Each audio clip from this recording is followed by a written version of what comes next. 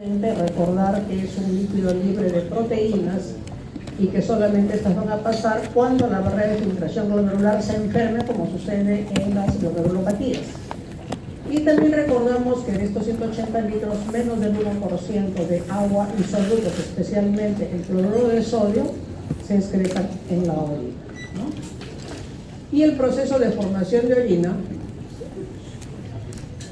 empieza con la ultrafiltración glomerular que revisamos en la clase pasada, y este proceso es simplemente el pasaje del agua plasmática en forma isoosmótica hacia el túbulo proximal. De allí en adelante es donde se va a producir la función importante del riñón, que es las variaciones de las concentraciones de solutos y de agua de acuerdo a nuestro estatus basal, que es lo que se conoce como homeostasis, o sea, balance constante. Y esto se da por dos mecanismos: el reingreso de agua y de solutos hacia la circulación y la secreción de solutos, que generalmente son productos de desecho o fármacos en el caso que estos se estén utilizando.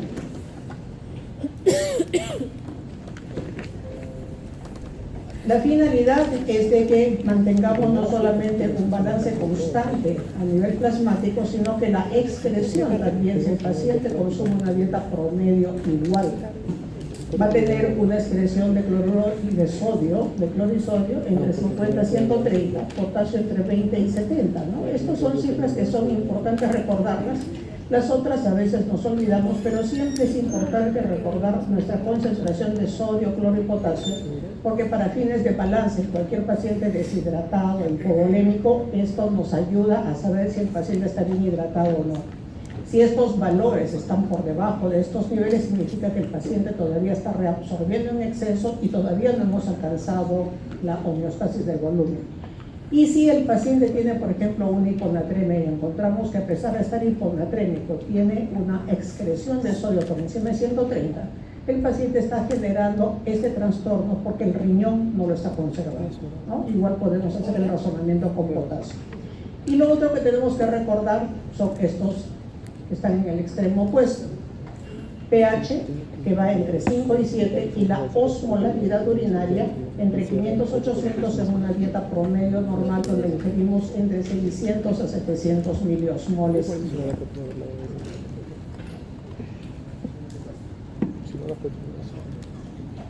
Los mecanismos de transporte a través de los túbulos tienen diferentes modalidades. Puede ser sin utilización de compuestos de alta energía o utilizando compuestos de alta energía para el transporte, que generalmente se utiliza cuando tenemos que trabajar contra gradiente de concentración o en el caso del transporte de proteínas. La difusión simple es el pasaje de un lado a otro, o sea, del fluido tubular hacia el capilar peritubular en reabsorción o en secreción, cuando estamos hablando de secreción, cuando no se necesita de ningún transportador. O sea, simplemente la gradiente de concentración o la gradiente eléctrica facilita el pasaje de estos solutos. Eso lo vamos a ir conociendo progresivamente. Existe otra difusión que es la llamada difusión facilitada, en donde a pesar de que pueda haber un facilitamiento por la gradiente, se necesita de proteínas transportadoras para que estos puedan atravesar la célula tubular. Tenemos transporte activo, como vemos hay dos formas, el primario y el secundario. La diferencia está en que en el secundario no se consume ATP, el primario sí. El mejor ejemplo es la bomba sodio-potasio ATPasa, ¿no? Que tiene que mover el sodio de 12 que está dentro de la célula hacia el espacio intersticial y luego al capilar, donde está en promedio en 140, ¿no? Y mover el potasio en el sentido contrario. El potasio ingresa en un sitio en plasma donde está en 5, al intracelular que está en 150. El transporte activo secundario se denomina aquel en el que, debido a la fuerza con que se arrastra un soluto, ya sea por su gradiente de concentración o gradiente eléctrica, está la fuerza con que se produce este arrastre que puede mover a otro soluto contra gradiente. y puede hacerlo en el mismo sentido o en sentido contrario. Sentido igual es, por ejemplo, el transporte de sodio, que es arrastrado con fuerza y que jala a la glucosa. Y contratransporte es lo que vimos en equilibrio ácido básico, el antiporter sodio-hidrogenio que conocimos en el túbulo proximal. Entonces, transporte activo secundario, ¿qué se llama? Aquel transporte en el que se puede ir en el mismo sentido, en sentido contrario, de un soluto que va contra gradiente de concentración o gradiente eléctrica y que se le facilita este pasaje con la fuerza de arrastre de un soluto que se mueve en altas concentraciones a través de la membrana. El transporte convectivo, ¿qué cosa es? El transporte convectivo también se le conoce como arrastre por solvente. Si yo tengo esta célula tubular y tengo aquí una gran cantidad de solutos, este es el espacio intercelular lateral, y aquí está el capilar entre estas dos barras blancas, ¿no? En el momento que se produce la reabsorción a través del tubo contorneado proximal, que es el que reabsorbe más solutos, estos solutos van a pasar de aquí a este espacio, esperando ser reabsorbidos hacia el capilar peritubular. Mientras esto sucede, la osmolaridad de este espacio ha cambiado en relación al anterior y es mayor que la que está en este lado, en la orina. Esta diferencia de partículas, o sea, de cantidad digamos, de solutos, ¿qué es lo que va a hacer? Mover el agua hacia el sitio de mayor concentración. Recuerden que el agua se mueve por fenómeno osmótico al sitio de mayor concentración de solutos, o visto de otra manera, al sitio de menor concentración de agua. Cualquiera de los dos es exactamente lo mismo. En el momento en que se produce este pasaje, nosotros tenemos que recordar que el fluido tubular no es agua destilada, sino que tiene solutos diluidos. Y por lo tanto, a través de este mecanismo de arrastre por solvente, lo que se va a trasladar son sodio, cloro, y es importante para determinados solutos como calcio, que es tremendamente importante porque es digamos, la mayor parte del transporte de calcio se produce por este sistema, y también lo es para el cloro. Y por último tenemos la endocitosis. La endocitosis es el transporte de las proteínas. Sabemos que las proteínas tienen que ser degradadas porque no pueden aparecer en el filtrado glomerular. Entonces, se hace exclusivamente en el tubo contorneado proximal. Ningún otro segmento es capaz de transportar las proteínas. Entonces, el borde del cepillo lo que hace es la engloba, ¿no? Como que la deglute, se pone panzón ese pedazo del epitelio tubular, ingresa dentro de la célula y aquí puede ser segmentada en aminoácidos por una serie de enzimas a nivel lisosomal, y lo que va a hacer es trasladar estos aminoácidos hasta este espacio en espera de su reabsorción. Este proceso lo que necesita es consumo de energía, por lo tanto se conoce como endocitosis o un transporte activo primario. Muy bien. Diferencia entre los segmentos proximales y distales. Si me preguntan, los segmentos proximales, su función es reabsorber una gran cantidad tanto de agua como de solutos, y lo hacen en forma isoosmótica, como sucede en el tubo contorneado proximal en su parte convoluta y recta. Pero los segmentos más distales no tienen esa permeabilidad al agua y por lo tanto no pueden hacerlo en forma isosmótica. O sea, las gradientes de concentración no son las que movilizan el transporte de estos, y están sujetos a una regulación neurohormonal, como veremos conforme avancemos en la clase. Esto lo vimos en la clase de equilibrio ácido básico. Aquí están las células tubulares. Esta es la zona occludens, que sirve como una reja de seguridad para que los solutos, cuando son reabsorbidos y están en este espacio, esto no vaya a retornar, que sin embargo puede hacerlo. Cuando hay una gran cantidad de solutos y agua y la presión hidrostática aumenta, esto puede regresar hacia la luz tubular. El pasaje de solutos a través de este espacio se conoce como pasaje por vía paracelular. Tenemos la otra vía, que es a través de las células, la vía transcelular, en donde no es como en la zona occludens que pasan por gradiente de concentración, sino acá hay diferentes sistemas de transporte que son los que acabamos de ver. Luego tenemos que reconocer aquí, este es el espacio luminal o espacio urinario, esta es la membrana apical, esta es la membrana vasolateral, el espacio intercelular lateral y el capilar. Veamos qué sucede en el túbulo proximal. Y vamos a ver los fenómenos de reabsorción. Ya sabemos que reabsorción es el proceso por el cual un soluto es trasladado del espacio urinario y llevado para la reabsorción hasta el capilar peritubular. En tubo contorneado proximal, el soluto que más se reabsorbe es el sodio. 67% de la carga de sodio se reabsorbe a este nivel y se hace por dos mecanismos.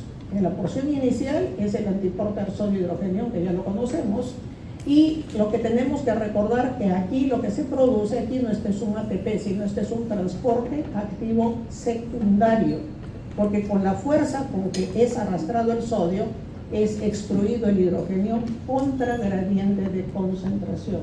O sea, este es el ejemplo típico del transporte activo secundario en el tubo proximal, que reabsorbe más de los 2/3 del sodio por este sistema a este nivel.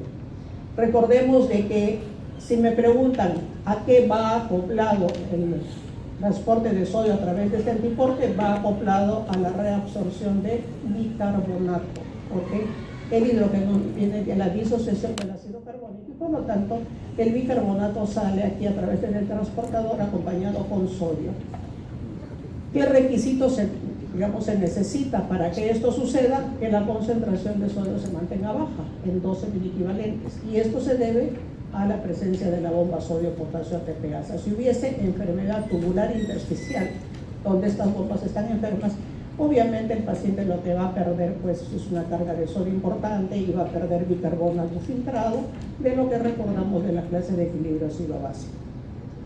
En esta misma pars convoluta existe otro sistema de transporte del sodio, que es el transporte acoplado, en donde van dos solutos, ¿no? Van dos solutos, y estos van sodio-glucosa, va para el sodio-fosfato, va para el sodio, ¿se acuerdan? Sodio-glucosa, sodio-fosfato, sodio-lactato y sodio-aminoácidos, ¿no? ¿No han leído para la clase de hoy? No. Este transporte acoplado, ¿qué nos está diciendo? Que la fuerza del sodio me permite mover solutos contra gradiente, como sucede con la glucosa. Puedo mover aminoácidos, puedo mover lactato y puedo mover, ¿cuál es el otro?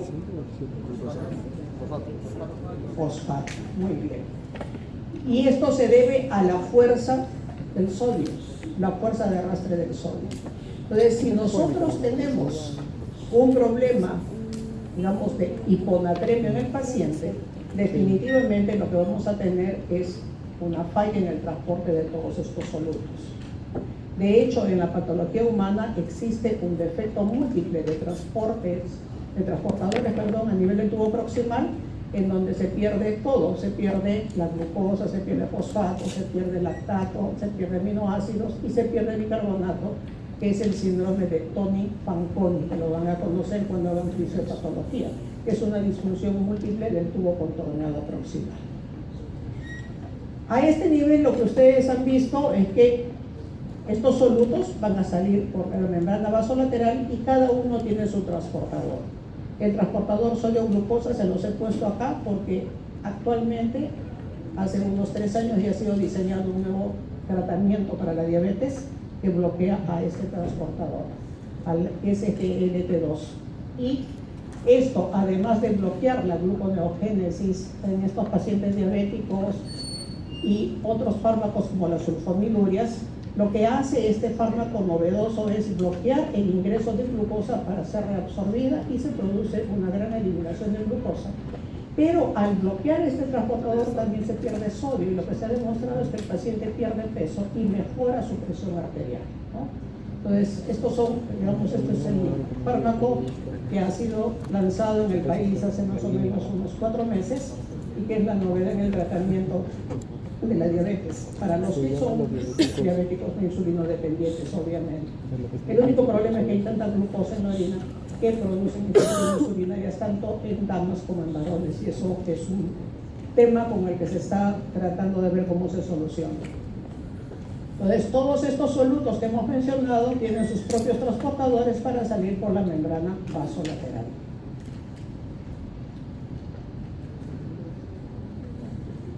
Lo que observamos durante este proceso es decir que si nosotros estamos hablando que el sodio va siempre con el cloro acompañado, es que el cloro no lo hemos visto todavía aparecer en toda la pars convoluta.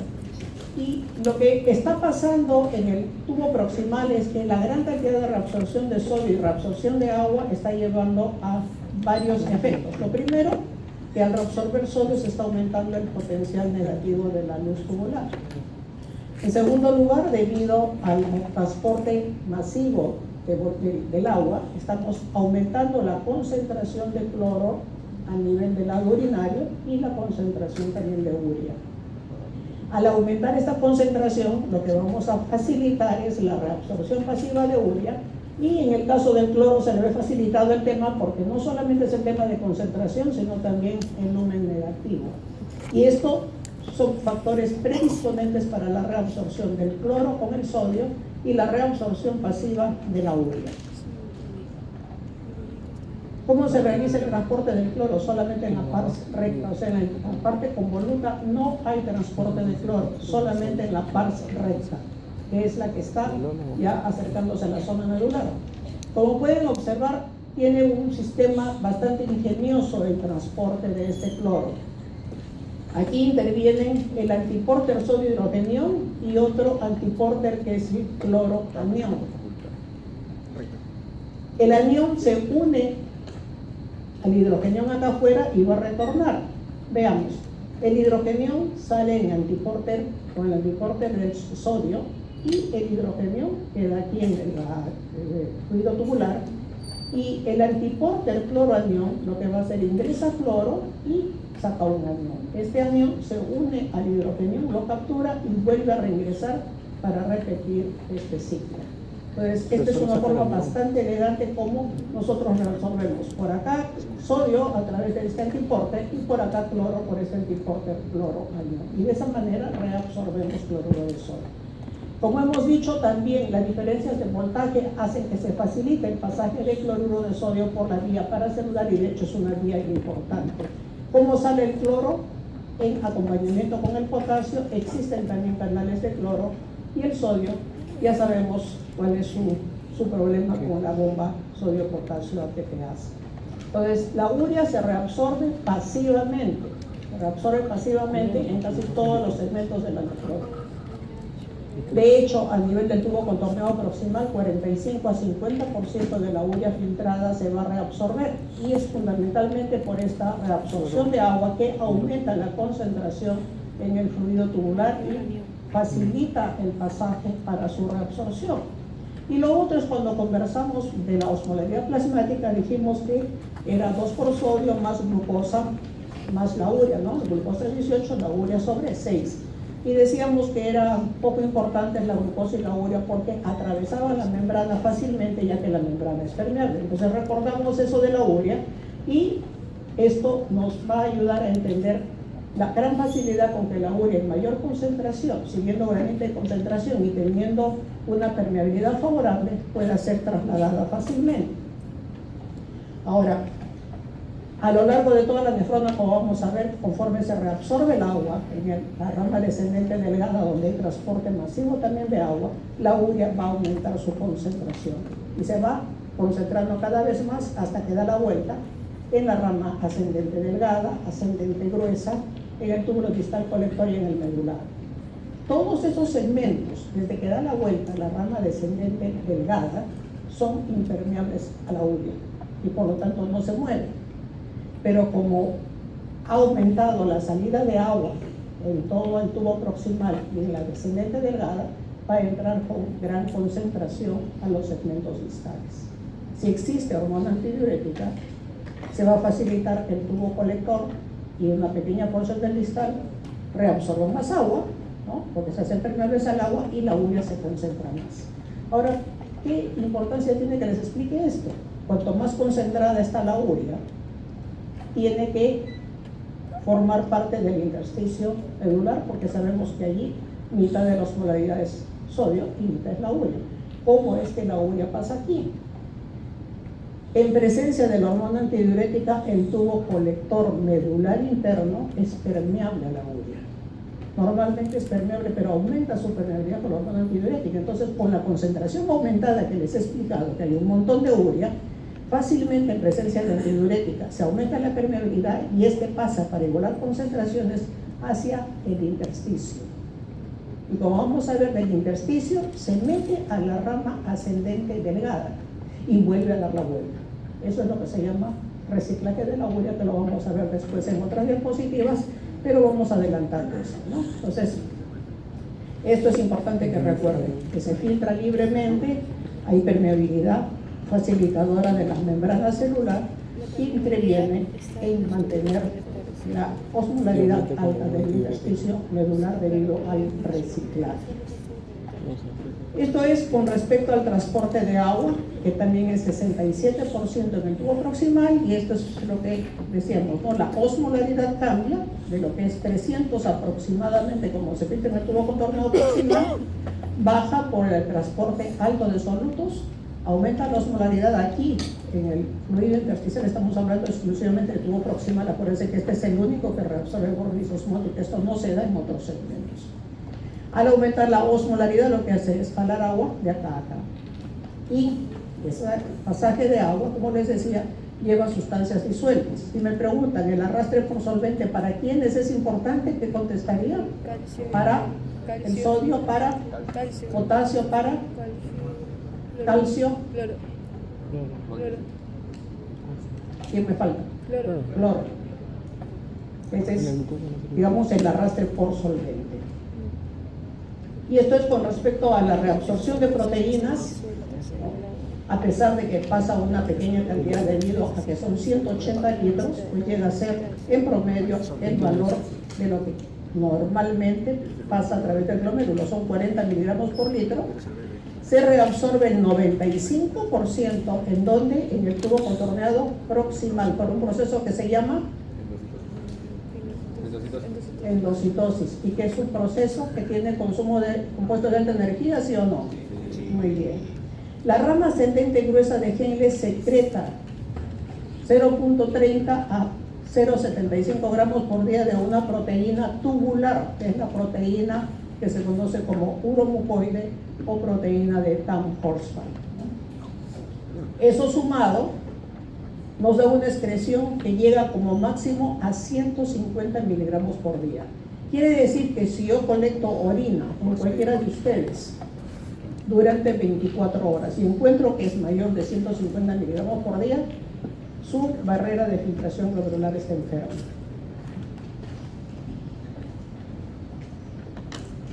Ahí está el proceso, se produce la imaginación, se forma la vesícula y aquí es donde es sometida al efecto de los lisosomas para liberar los aminoácidos para la reabsorción.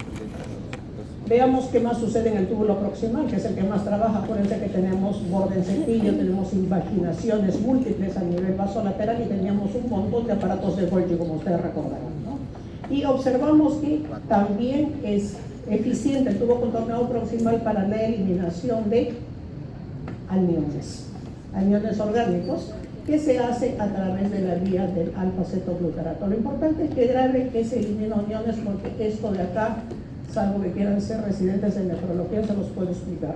Solamente recordar que es a través del sistema del alfa-cetoglutarato y esto es para los aniones. ¿Por qué es importante recordar los aniones?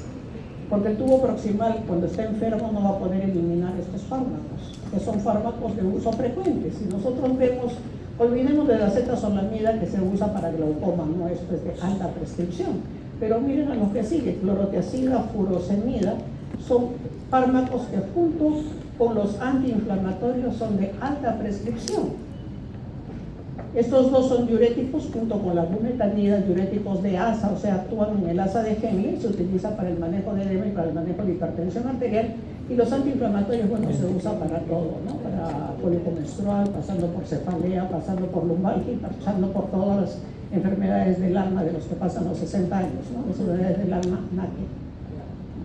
Y los aniones de tipo endógeno que tienen que eliminarse son todos los que pueden ver aquí en esta lista, ¿no? Pero básicamente recordar para lo que son fármacos que deben ser eliminados por el tubo contorneado proximal.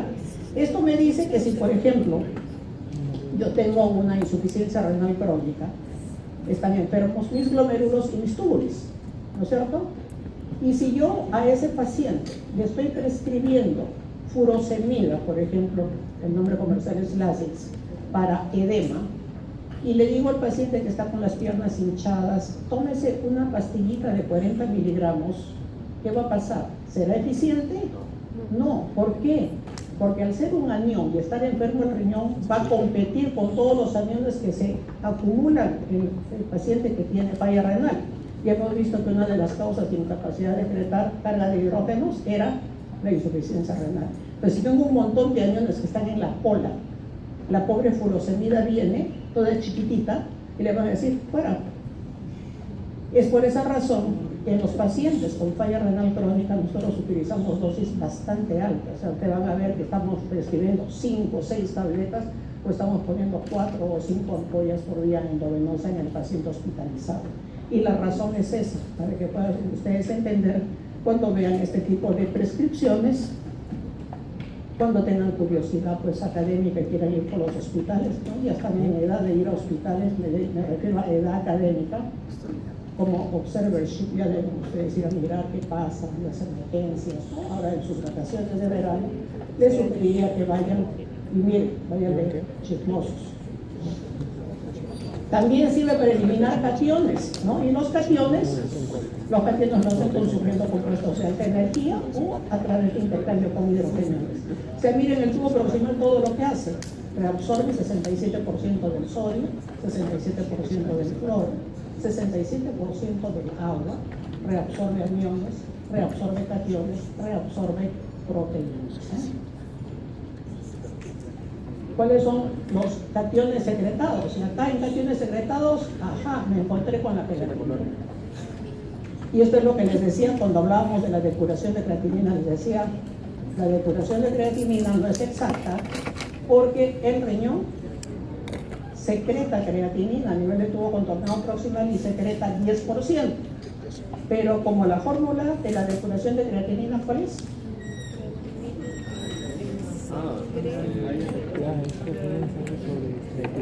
Concentración de creatinina en la orina La tasa de filtración glomerular o el clearance. ¿Cuál es la fórmula? U por V sobre P, o sea, excreción sobre concentración plasmática, ¿no es cierto? Y entonces, cuando hago yo la fórmula U por V sobre P, debido a que tengo una secreción de creatinina en el numerador del 10%, esto se va a compensar ¿con qué? Con la P en el denominador de la concentración plasmática, ya que al hacer las determinaciones siempre lee 10% más de lo que le corresponde. Entonces el 10% arriba y abajo nos enteró la fórmula y seguimos utilizándola, ¿no? Veamos que hay fármacos también que pueden ser eliminados a través de esta vía, los cationes, donde acá aparece también un diurético que es de uso frecuente, que es un ahorrador de potasio, que es el amiloide. Veamos en la rama ascendente gruesa Henle, que también vimos que tenía múltiples organelas, no tiene borde en cepillo porque eso es exclusividad del tubo contorneado proximal, pero sí tenía impaginaciones en el lado vasolateral. Aquí lo que encontramos es un transportador bastante grande, digamos un metropolitano, ¿no? Este transportador lleva en su camino ¿a quiénes? Lleva un sodio, un potasio y 2 cloros. Este segmento, el asa de Henle gruesa, la rama ascendente gruesa de Henle, es responsable de la reabsorción del 25% del cloruro de sodio. Y observamos que aquí también está el antiporter sodio-hidrogenión, o sea que este segmento, la rama ascendente gruesa de Henle, también es importante para la reabsorción del bicarbonato. Como sabemos, el sodio, ya sabemos cómo va a salir, sale disparado acá por la bomba sodio-potasio TPasa. Tanto cloro y potasio tienen canales, y el bicarbonato, al igual que en el tubo proximal, lo hace en intercambio con cloro a través del recambiador lateral de aniones. Entonces, esto es lo que pasa en la rama ascendente gruesa de Henle, donde hay una gran cantidad de solutos que se transportan, y esto es lo que sucede. Debido a la gran cantidad de solutos, hay un voltaje francamente positivo en esta zona, y esto facilita que pase el sodio, el potasio, el calcio y el magnesio por la vía paracelular. De hecho, es una vía importante para el traslado del calcio. Entonces, lo que podemos decir es que por la vía paracelular y por arrastre por solvente a nivel del tubo contorneado proximal, hay un soluto que se repite, que es arrastrado. Calcio. Muy bien, está atenta. Entonces, si me preguntasen cuáles son los mecanismos de transporte de calcio, los más importantes no son a través de canales, como sucede en el tubo distal, donde se reabsorbe una pequeña cantidad. El mecanismo de transporte más importante es a través de arrastre por solvente en el tubo contorneado proximal y a través de la vía paracelular a nivel de la rama ascendente gruesa del tubo. Ahora, este pasaje no es arrastre por solvente. ¿Por qué? Porque cuando la rama descendente delgada del asa de Henle da la vuelta, ya es impermeable al agua. Hasta el final. Es totalmente impermeable al agua.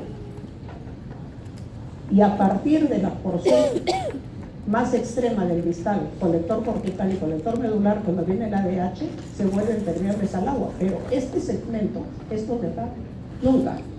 O sea, nadie lo vuelve permeable al agua. Y por lo tanto, si yo tengo impermeabilidad al agua y estoy pasando solutos, ¿qué está pasando con la orina? La estoy diluyendo. O sea, es aquí donde uno empieza con los segmentos dilutores de la orina, que se van a continuar a través del túbulo contorneado distal. Entonces, en asa ascendente de Henle no se reabsorbe agua. Veamos en el túbulo distal. En el túbulo distal, el transportador es un cotransportador sodio-cloro. Y este transportador sodio-cloro lo que hace es el sodio es movido por la gradiente baja de concentración del sodio, y esto a través de la bomba sodio-potasio TPasa se reabsorbe y el cloro sale por un canal. Como vemos aquí, el calcio a nivel del túbulo distal tiene canales para el pasaje de sodio. De calcio, perdón, y esto es importante porque la concentración de calcio fuera, ¿no?, es aproximadamente 6 miligramos por decilitro, ¿no?, y en sangre, sin embargo, es 10 miligramos por decilitro. Ustedes dirán, ¿y por qué 6 en el túbulo proximal?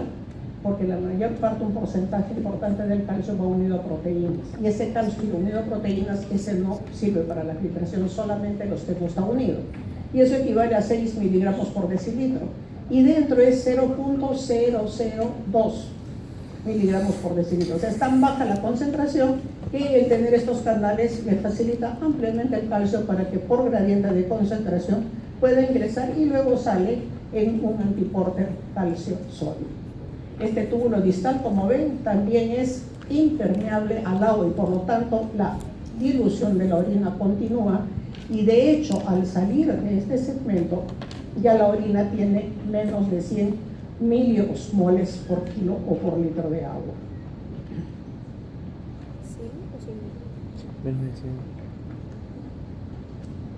Nos vamos al distal tardío y al colector, donde sabemos que existen dos tipos de células. La célula principal, P de potasio intercalada I de hidrogenio, ¿no?, la H muda.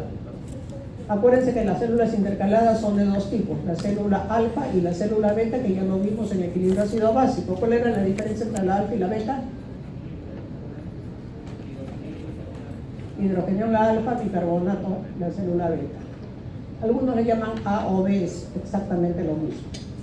En la célula principal, ¿cómo es que se produce el movimiento de potasio? Tenemos aquí que ya se ha reabsorbido la mayor cantidad de sodio a niveles proximales, y aquí lo que tenemos es el famoso ENAC. Esto de acá se llama ENAC, que es conocido porque esto es lo que se trabaja mucho en lo que es síndrome nefrótico, y para que se sientan orgullosos, un exalumno mío es el que está trabajando en el ENAC allá en Estados Unidos, ya es el que más publica sobre esto como causa del síndrome nefrótico, ¿no? Entonces es importante de sentirnos que hemos contribuido al conocimiento de la fisiología a nivel mundial. Este ENACO canal de sodio es un canal ávido de este catión, y cuando aumenta la concentración obviamente hay un mayor pasaje, siempre recordando que esto es facilitado por la concentración baja por la bomba sodio-potasio ATPase. Cuando se produce el arrastre de sodio a través de esta vía, lo que vamos a hacer es cambiar el voltaje del fluido tubular, y esto va a facilitar el pasaje de potasio hacia el fluido tubular. Entonces, ¿de qué depende la secreción de potasio? ¿De qué va a depender la secreción de potasio? De la oferta de sodio al colector cortical, y va a depender también del flujo urinario. Si yo tengo un flujo urinario alto, estoy barriendo constantemente la concentración de potasio y voy a facilitar que haya mayor salida de potasio hacia el fluido tubular. Y va a depender de la concentración de sodio que hay en el fluido tubular. Pues si tengo una mayor concentración de sodio, obviamente voy a tener una mayor reabsorción. Si no hagan la prueba, terminan el último examen de fisiología, se van en mancha al cine, se compran su balde de popcorn bien salado, se miden su nivel de potasio en la orina antes de entrar y se miden su nivel de potasio en la orina unas 3 o 4 horas después de que se han comido la canchita. Aparte que van a botar un montón de pila, porque generalmente uno va acompañándolo con agüita, con gaseosa, porque es salado, van a encontrar que su nivel de potasio ha aumentado en la orina. ¿Cuál ha sido el mecanismo? Aumento yo la oferta de sodio y ha aumentado el flujo urinario. Dos determinantes importantes para la eliminación de potasio. Y eso conectado con la clínica es importante, sí. Si yo tengo un paciente con hipercalemia y que tiene anormalidades en el electrocardiograma, me está haciendo arritmia y le quiero solucionar el problema, hay un montón de estrategias. Pero una de las estrategias inteligentes sería, si el paciente orina, le meto cloruro de sodio en la vena. Entonces, ojo, mi cloruro de sodio isotónico y le empiezo a pasar pues a razón de 1 mililitro por kilo de peso por hora, y voy a aumentar la excreción de potasio, y de esa manera no libro de esa complicación. En el paciente que no orina, obviamente las estrategias son totalmente diferentes, ¿no? Ahí se utilizan otros mecanismos para meter el potasio del extra al intracelular, pero en el paciente que orina, esta es la forma más eficiente. Y tenemos a la célula intercalada, que ya tiene que ver con la acidificación urinaria. Ya el bicarbonato aquí se ha reabsorbido casi en su totalidad, y por lo tanto aquí el hidrogenión que sale en esta zona, recordamos que se une a otros buffers, ¿se acuerdan? Buffer bicarbonato y al buffer amonio, y estos hidrogeniones ya empiezan a acidificar la orina, llegando al pH mínimo de orina, que es de ¿cuánto? 4.5. Muy bien. El intercambio es a través de dos bombitas. Estas son compuestos de alta energía: la hidrógeno potasio ATPasa y la hidrógeno ATPasa. O sea, tenemos sodio potasio ATPasa que actúa en todas las células. Tenemos la hidrógeno potasio ATPasa que solamente está aquí a nivel del tubo colector. Tenemos la hidrógeno ATPasa que está en las células intercaladas, y tenemos una calcio ATPasa que es la que sacaba el calcio hacia el lado luminal, hacia el lado vasolateral, ¿no? Entonces, acidificación de la orina fundamentalmente aquí a nivel de la célula intercalada de tipo alfa.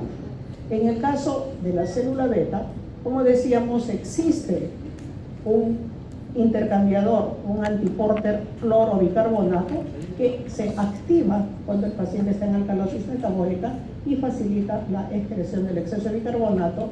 Y este bicarbonato, como sabemos, viene de la disociación del ácido carbónico, por lo tanto hay un hidrogenión que a través de esta hidrógeno ATPasa va a pasar a la circulación, y de esa manera va a neutralizar, va a tratar de bajar ese pH alcalino debido a la carga de bicarbonato. O sea, son dos mecanismos: excreción de bicarbonato y el hidrogenión que entra para poder cambiar el pH alterado de ese paciente, y esta célula se llama la célula intercalada de tipo B. Muy bien. Existen reguladores como en todas partes, ¿no? Nosotros también vivimos en sociedades civiles donde tenemos normas regulatorias, sean de tipo político, de tipo religioso. Igualito pasa pues en nuestros sistemas. No pueden dispararse ellos y hacer lo que les pegue la gana. Y existen estos péptidos. ¿En dónde van a actuar estos péptidos? En todos los segmentos tubulares. Y es importante que lo recordemos para cuando hablemos de balance de sol y balance de agua en las siguientes clases. Espero que sí lo lean. Veamos. ¿Qué hace la angiotensina 2? La angiotensina 2, el estímulo para su liberación, ¿cuál es? Que aumente la renina. ¿Cuándo aumenta la renina? Por efecto de la estimulación del simpático, muy bien. ¿Qué más? Cuando se estimula el simpático. Cuando disminuye la ¿Cuándo se presión. estimula el simpático? Cuando hay hipotensión. Cuando hay contracción del volumen, acuérdense. ¿Se acuerdan que les decía contracción del volumen los tres chismosos? ¿Se acuerdan o no? Ya pues, ¿en dónde andan? Creo que acá está solamente su cuerpo, su espíritu, no sé dónde anda. ¿Dónde actúa la angiotensina 2? Vamos a recordar, tubo contorneado proximal, rama ascendente gruesa de Henle, y cuando pongo slash significa el distal tardío y colector, o sea, la porción más extrema del túbulo distal, donde conjuntamente con el colector tienen los dos tipos de células, ¿no? Que recibe el nombre también de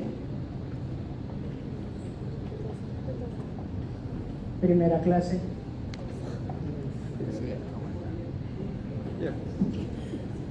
A ver, ustedes que siempre participan, ¿cuál es? ¿Cómo se llama? No es colector, pero se le parece mucho. Conector. Ajá.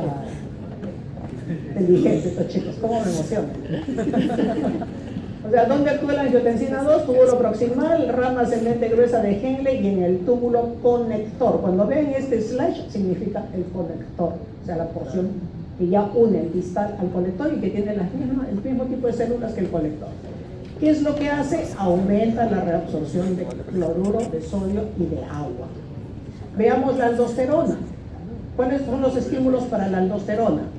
La angiotensina 2 y el potasio.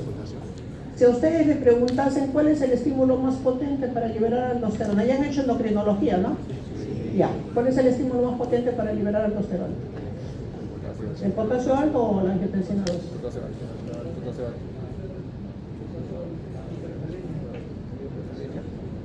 Potasio elevado. Es estímulo mucho más rápido y mucho más eficiente.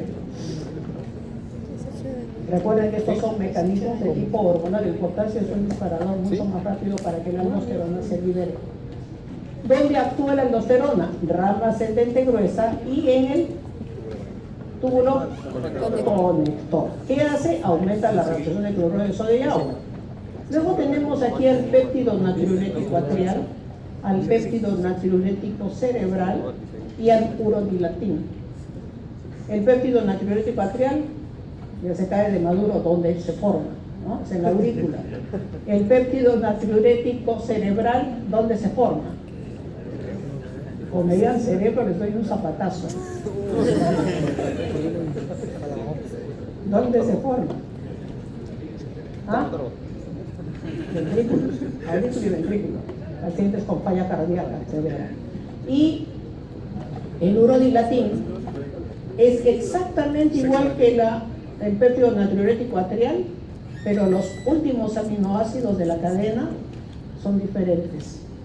La diferencia es el sitio donde se secretan. El urodilatín es en el túbulo distal. Y por lo tanto su acción es más directa porque está allí a la mano. Mientras que los otros están en la circulación y están sometidos al efecto de metabolismo por fosfodiesterasas, lo que no sucede con el urodilatín. ¿Cuándo se liberan estos? Cuando hay expansión de volumen, ¿no? Digamos, el paciente tiene una sobrecarga de volumen por alguna razón que se le ha infundido, ¿no? O tiene pues una insuficiencia cardíaca en que no puede eliminar el exceso de volumen porque hay una falla de la bomba cardíaca o porque tiene una falla renal aguda donde súbitamente ha aumentado su volumen circulante efectivo. Entonces lo que tienen que hacer acá es botar el exceso de agua.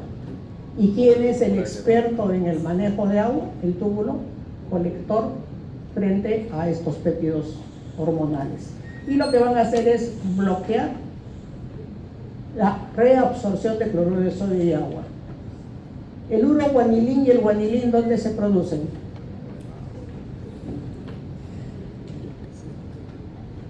En el intestino. Todavía no han llevado digestivo, creo que llevan después. Ahí van a aprender, les perdono la vida. Entonces, ¿cuál es el estímulo? El ingerir cloruro de sodio, ¿no? El ingerir cloruro de sodio. ¿Y esto actúa dónde? Tubo contorneado proximal y el tubo colector, y lo que hacen ahí el uroguanilín y el guanilín es disminuir la reabsorción de sodio y agua. O sea, como ven, estos dos grupos lo que hacen es aumentar su excreción. Las catecolaminas, o sea, norepinefrina y epinefrina, que son el sistema nervioso simpático, es estimulado por la caída del volumen circulante efectivo, y estos actúan ¿dónde? Túbulo proximal, rama ascendente gruesa de Henle y en el colector, al igual que la angiotensina 2. Y lo que van a hacer ahí es aumentar la reabsorción de cloruro de sodio y agua. Luego tenemos dopamina, que también es liberada al igual que el urodilatín, el ANP y el BNP por aumento del volumen circulante efectivo. Esto es liberado de las fibras dopaminérgicas de la inervación simpática del riñón, actúa en el tubo proximal y lo que hace es aumentar la eliminación de cloruro de sodio y agua porque bloquean su reabsorción. Y por último tenemos a la hormona antidiurética.